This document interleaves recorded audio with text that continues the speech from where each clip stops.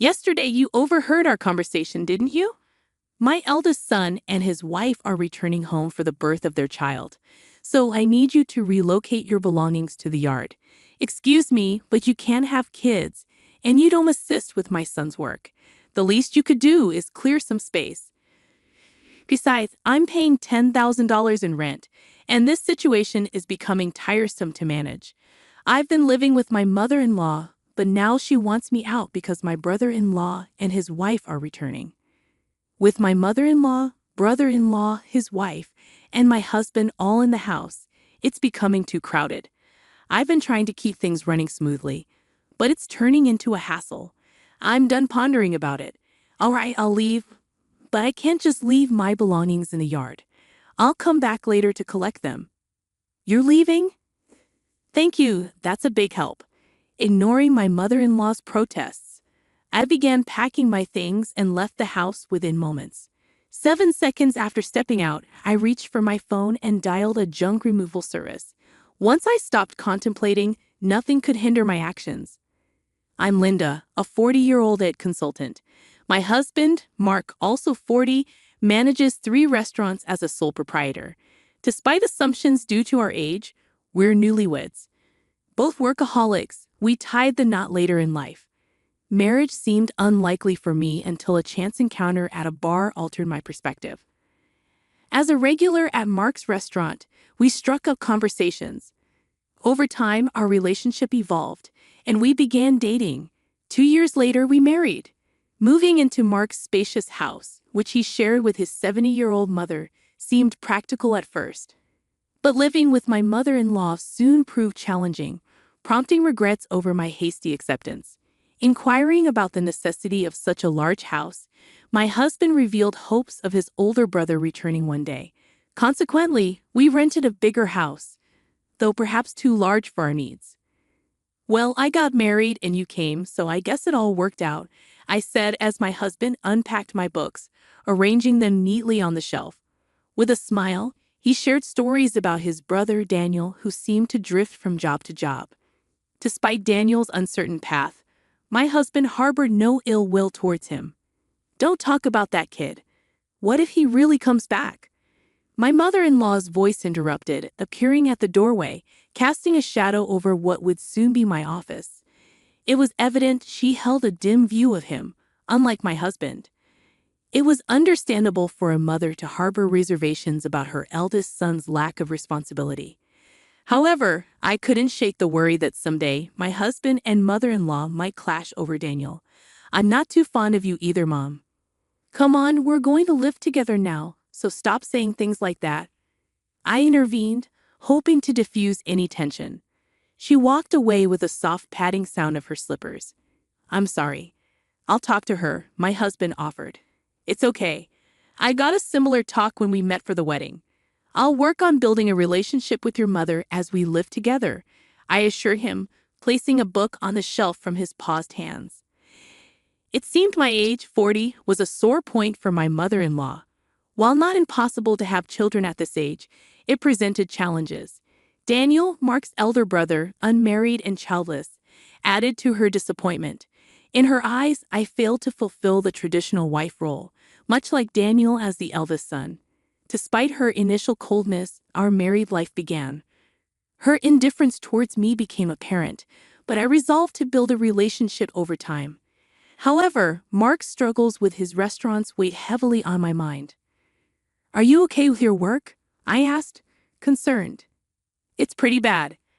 I need to take action soon, but it's tough to arrange the finances, Mark admitted, his head in his hands as we sat at the dining table. I abandoned the dishes to sit beside him, listening intently. As he expressed his worries, it became clear that our financial situation was dire.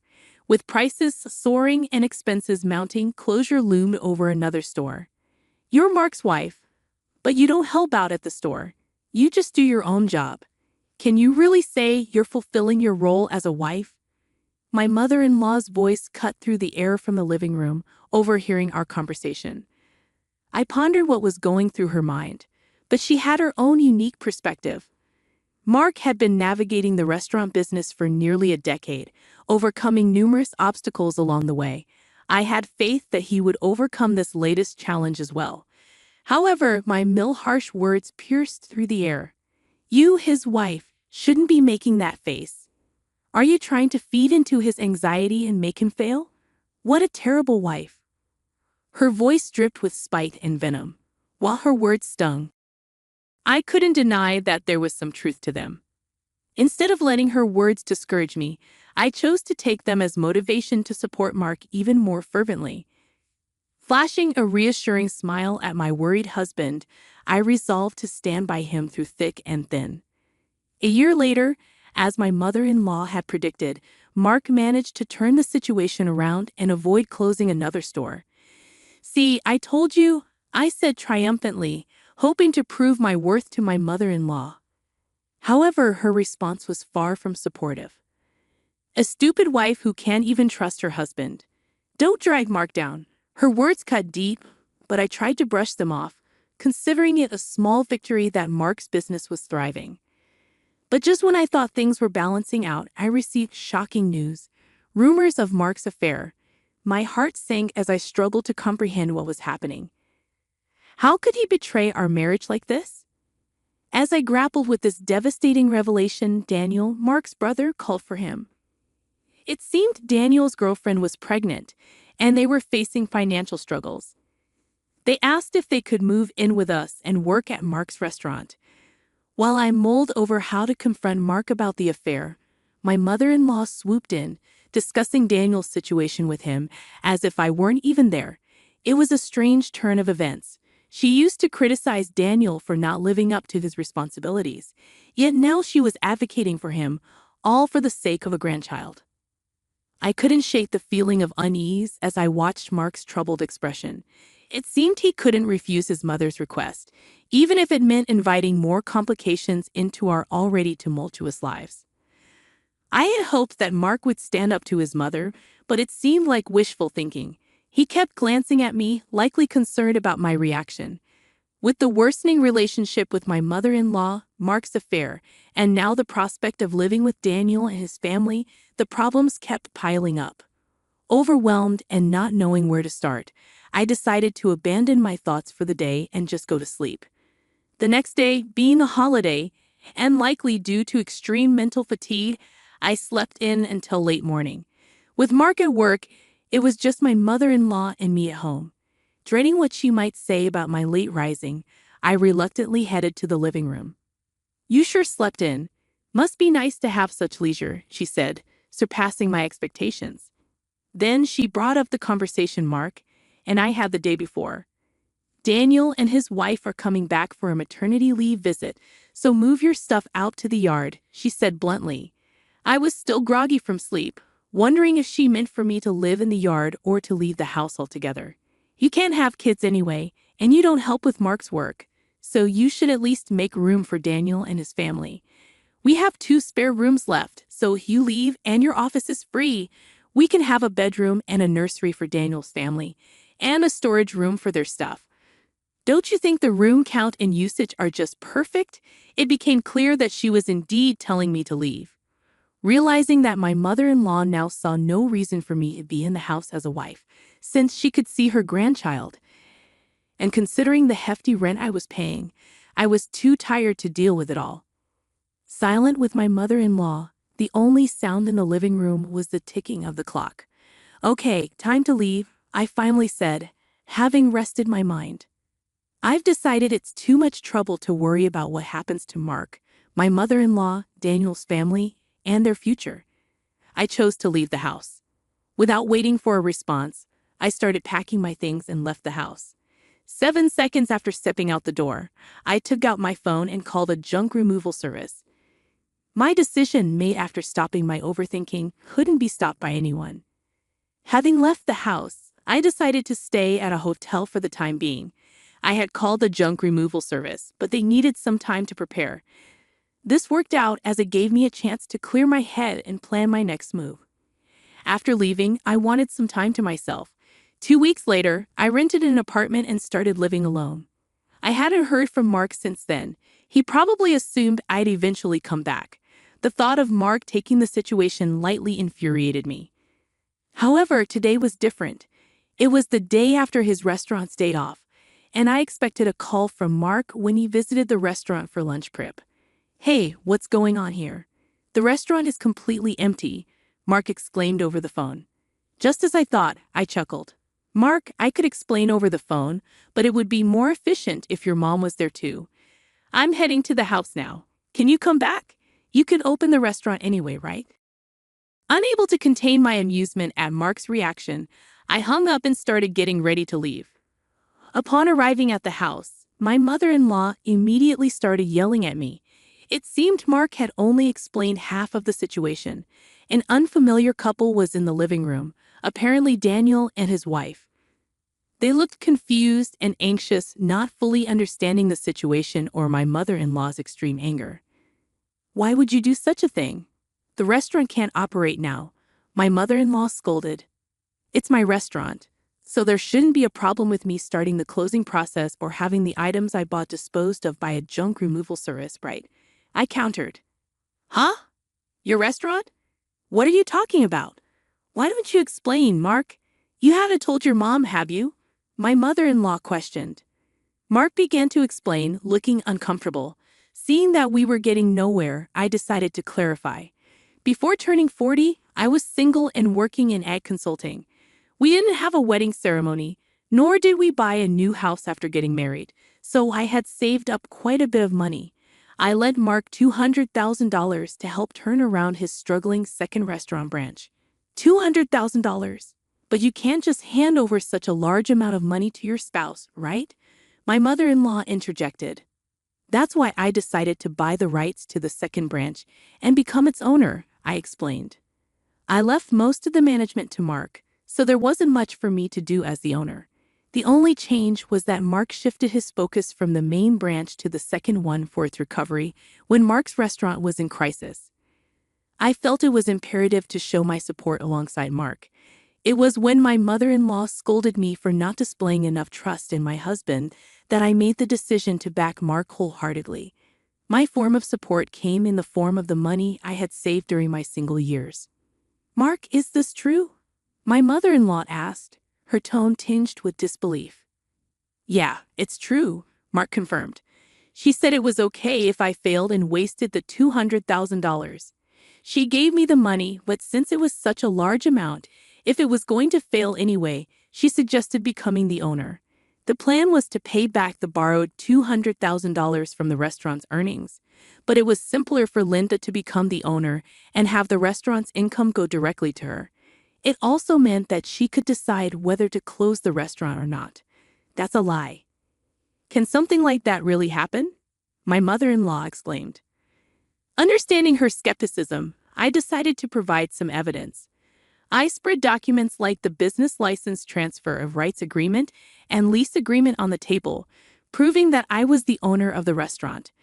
My mother-in-law's face turned red as she confirmed my name on those documents. "Why didn't you say anything about this? You always talked about how you believed in Mark and how the restaurant was recovering, right?" she demanded. "Even before we got married, you always encouraged Mark like that. He felt pressured by your words but tried to live up to your expectations. Not wanting to disappoint you as the head of the household, he's pretty cold to people like me and Daniel who don't fulfill their roles, right?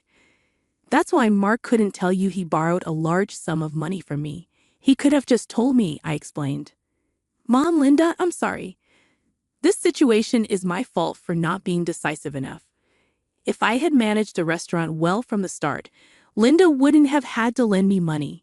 And if I wasn't such a weakling, I could have told you the truth," Mark interjected. Mark and my mother-in-law apologized, and it seemed as if everything was resolving nicely. However, I wasn't satisfied, and the discussion was far from over. "That's a misunderstanding. I'm far from being satisfied, and the discussion is far from over. Let's settle this matter next," I declared, handing Mark divorce papers. "Why divorce? This is supposed to be a reconciliation, right?" Mark protested in shock. "Don't just assume we've reconciled. You might think it's a secret, but I know about your affair with the part-timer. All the part-time workers knew about it too, I said firmly, displaying an image on my smartphone. Wait a minute. Closing the second branch and a divorce? What's going to happen to the rent for this place? My mother-in-law's voice shook. I haven't mentioned that yet. I've been paying the entire rent of $10,000 a month for this house. Is that also true? I inquired, directing my gaze at Mark. His shoulders slumped, confirming the truth of my words. It's true. When the restaurant's revenue started falling, Linda started paying half of it. But as revenue continued to drop, the amount she had to cover increased. Eventually, I ended up paying it all, $10,000 a month. It's the same as my salary, so I paid all the rent. And Mark covered other living expenses like food and utilities.